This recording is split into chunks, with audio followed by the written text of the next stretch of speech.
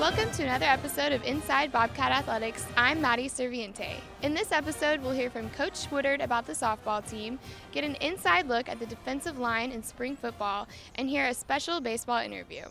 But first, let's throw it to Brant Freeman, who's with the Indoor Track and Field Coach of the Year, Dana Boone.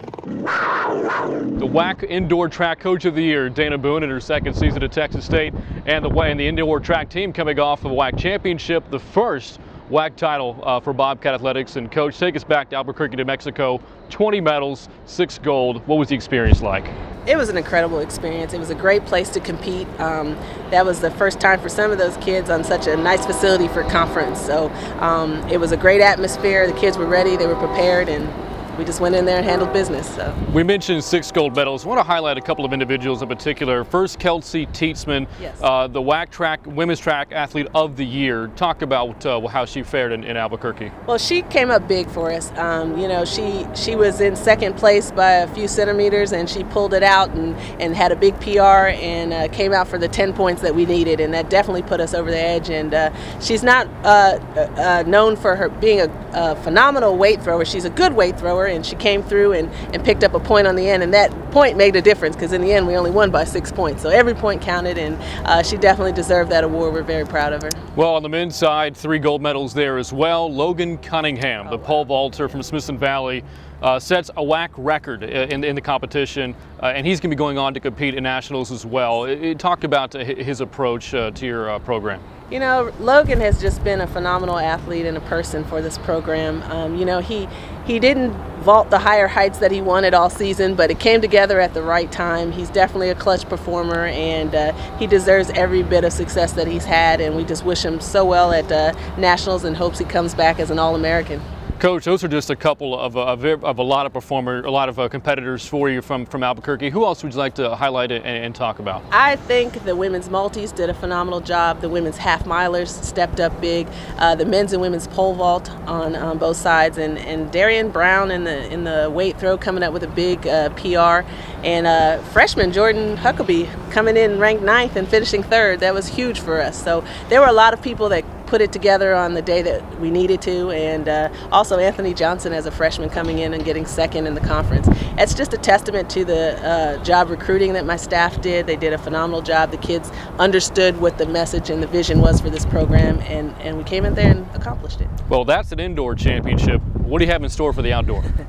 Outdoors, the indoor championship is over and done with, and we have regrouped and regeared, focusing on this outdoor championship. I like to believe we're a better outdoor team, so we add some events. The hammer is a better event for us. We add the discus, the 4x1, and the 400 hurdles are definitely a strong area for us. So we look forward to the outdoor championship and see where we'll end up. And getting a chance to practice and compete here at this relatively new track and field facilities, a big bonus as well. Oh yes, definitely. This has been a great opportunity for us to have a new facility, and us hosting this meet right before Texas Relays, where we've got the Big 12 champions coming in Texas, the SEC champions coming in Arkansas, the Big 10 champions in Illinois women coming, and the WAC champions at UTSA and Texas State here. So that's going to be a great meet for us to highlight, and a great opportunity to show off this facility. Well, Coach, again, congratulations on all the success at Albuquerque. Look forward to more coming up in the spring. All right, thank you very much. All right, here's a look at what else happened at Bobcat Athletics this past week.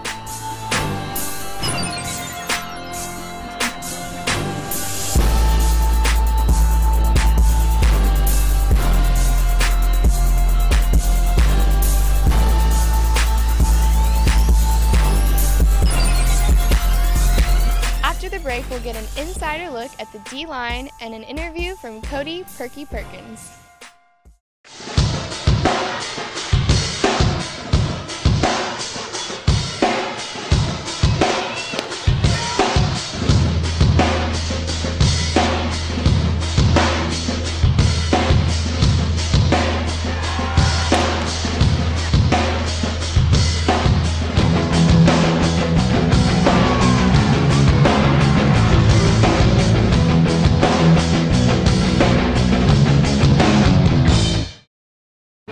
innovation, exploration, creative discovery.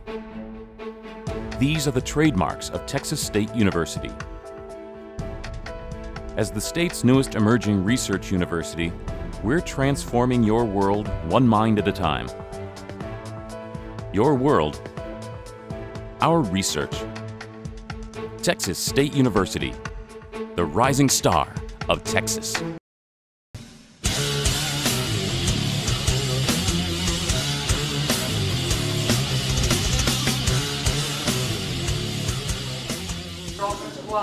You inside guys, I want you working club and rip. Today we'll do more individual group drill and some teamwork and try to get as fundamentally sound as possible. But today when we go team against the offense, we got 3 huddles going, all right? Get in and out. We want reps, reps, reps. We coach on the run, then coach off film. If it comes to me, then I'm ready to widen. If it goes Our Coach Hud, yeah, he'll tell you like it is, man. He's a good coach, man. He's a good guy.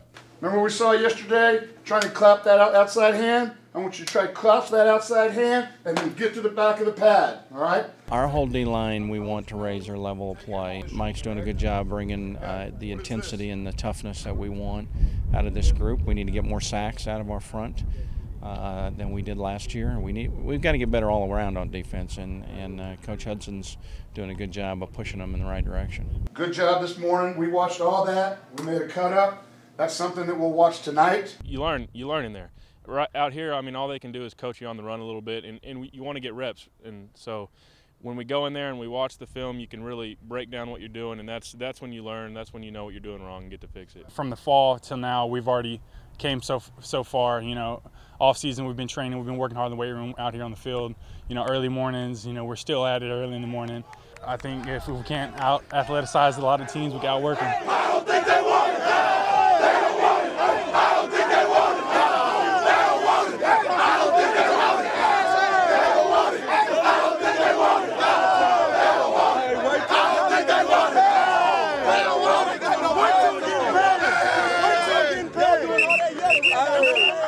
Wait till we get paid. Since I've been here, one thing they've done is listen and understand these things have to change, and they can't change them all, so there are limitations sometimes, but I think the ones that they can change, they're trying to, and the defense, I think, came with that attitude today. Here we go, here we go, here we go. This year, obviously, it's more a lot hands-on. He's helping me a lot.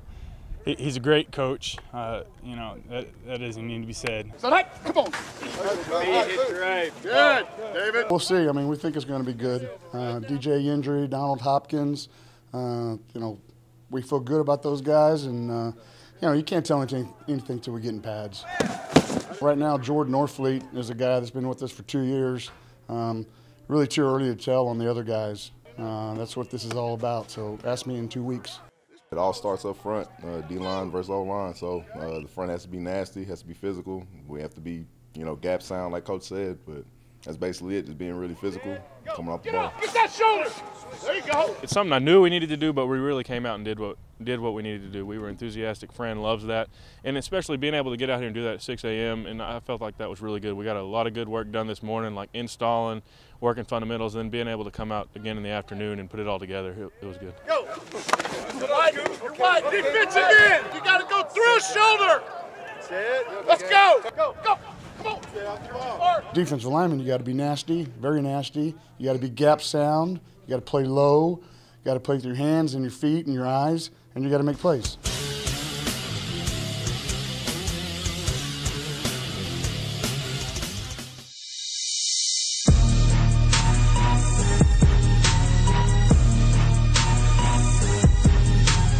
What's up, guys? This is Cody Perkins. People call me Perky, Perkerson, whatever you want to call me. Today we have an inside look on Daniel Fernandez, or AKA Freaky as we call him. He's our equipment manager. He says he's really busy. We have no clue what he does really, so let's find out. So this is kind of our locker room. This is kind of the beginning. This is our equipment room where he says he works. Let's see if we can find him. Not in here. Where is he? He says he's always busy. Oh, Freaky, what's up, man? What's up, Freak? What's going on, guys? What's up? If you don't know, this is our equipment manager, Daniel Fernandez, Freaky, a.k.a. Mr. Busy. Daniel, tell me a little bit about your job, because actually the team, you play an important role. We really don't know what you do. Well, everything you guys don't see, I do. I do your laundry. I don't know if you guys ever had any problems with your clothes before. It was never me. So you're saying when my clothes are wet and damp before a game, that's your fault? You probably did something to me the day before, so that's why you got your clothes that way.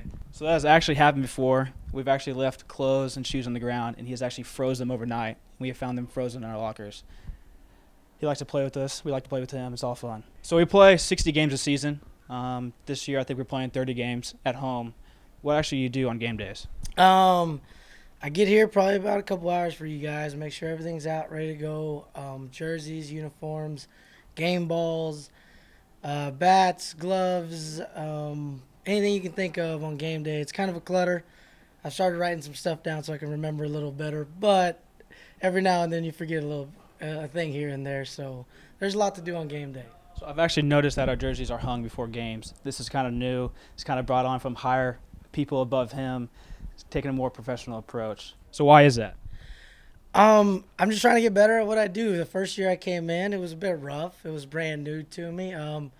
Coach Feacock, obviously, he's in the big leagues. He likes to rag on everybody a little bit. So I took his ragging a little bit and turned it around. I'm trying to get better at what I do, and I know it's a lot, but trying to clean it up a little bit. So make sure you turn in next time for more Bobcat Insider. This is Parker Perkison signing out.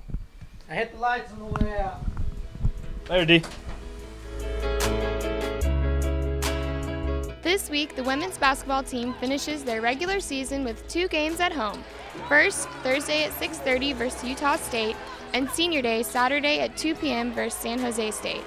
Softball has a 3-game series versus Texas in Austin on Friday and Sunday, and at home Saturday at 1 p.m.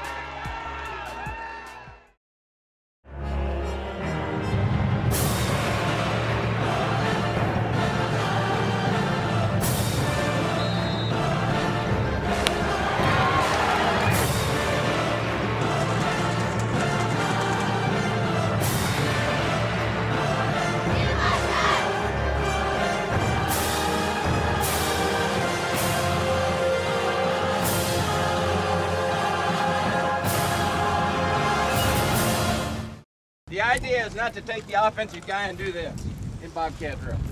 The idea is to take the block on, find the back, when he gets here, separate and make the tackle. Norfleet, you drove the guy back. You should have separated and made the tackle. That's not a win. If the ball goes 6 yards here, that's not a win. Yeah, you did a nice job driving him back on that play. We're looking how to separate from blocks in Bobcat drill. Taking one on, and we want to find the ball and separate. Everybody understand that? Yes, sir. Okay.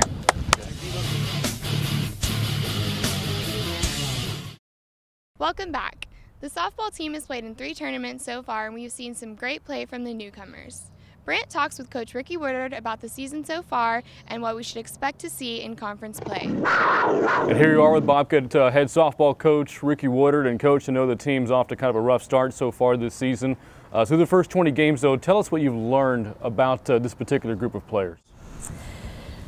You know, the biggest thing right now, Brandon, is we're just trying to struggle through adversity, and I don't think we're doing a very good job of it. And so I think that's the biggest thing, is that we get ourselves in a hole in the games and we try to dig ourselves out, and then at the end we can't pull it out. I mean, we've lost several of those games in extra innings, and I think if we could just get a break somewhere, it would help us along the way. But right now it's just that we're trying to find that one kid that's going to carry us through this adversity right now. 6 losses decided by 2 runs or less so far through these first 20. I know it's kind of a young team, a lot of newcomers as well.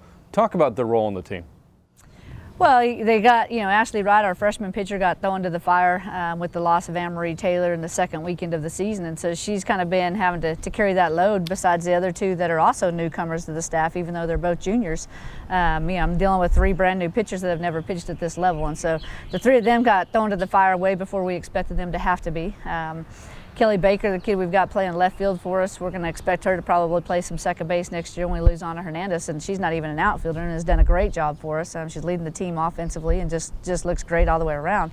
Katie Dory seeing some time behind the plate. You know, we need her numbers to go up a little bit more offensively for us, and if that happens like they should, you know, she's a kid that hit 25 home runs in her last 2 years of high school ball. So, you know, we need her to produce a little bit more for us at the plate, and I think once those kids get a little bit more comfortable and they figure out this level of softball, that'll help us too. Can you talk more about Kelly Baker, the freshman from Atascocita? And you mentioned she comes in as an infielder but now playing outfield, leads the team, 19 hits, hitting .297 so far. Pretty nice production to get right away. A great surprise, really. You know, we knew she had a lot of tools, but you know, she bunts well, she runs well, but she's swinging the bat better than we expected her to this early in the season of her freshman year. So, yeah, I mean, you talk about a great surprise. I call her a little baby deer because she runs so fast and she's just all over the place. So she's been fun to watch. You mentioned Anne-Marie Taylor only had a chance to pitch in 4 games this season before going down to the injury. Obviously, the loss is big. Where is she in her recovery process right now? We're going to try to put a brace on her this week. She's been doing some rehab and for the last couple of weeks and feels pretty strong. So we're going to try to put a brace on her this week and see what she can do. Hopefully next weekend we go to Sacramento. She'll be pitching a little bit, and we hope to open up with her in the WAC play. I know an exciting series coming up this weekend against the University of Texas, and you mentioned WAC play. UTSA will open things up March 23rd. Looking ahead to the WAC, I mean, UTSA is an opponent that you're familiar with, but the others not so much. What are you expecting in this conference? Well, it's going to be kind of a hit or a miss. This is kind of that conference that they can be really good one year and really bad next year. And right now, just, you know, from following a little bit, it looks like we're right in the middle. You know, the conference is, you know, New Mexico State's kind of dominated it here and there every once in a while. It looks like San Jose State's doing a good job the last couple of years. And so I don't really know what to expect, you know. I mean, we were picked to win the thing, and we're at the bottom of it right now without having played a game in it yet. But it's going to be an interesting battle for us. You know, if we can get things going on the right road, we'll be fine. If we don't, we're going to struggle through it because they're good enough to still be competition that's going to be fun to watch. All right, Coach, we're looking forward to it. Best luck against the Longhorns this weekend. The game 2 of the series is going to be right here at Bobcat Ballpark in San Marcos. For ticket information, go online to txstatebobcats.com. Well, Bobcat fans, that was another episode of Inside Bobcat Athletics. We hope you join us after spring break, but until then, be sure to check out txstatebobcats.com. I'm Maddie Serviente.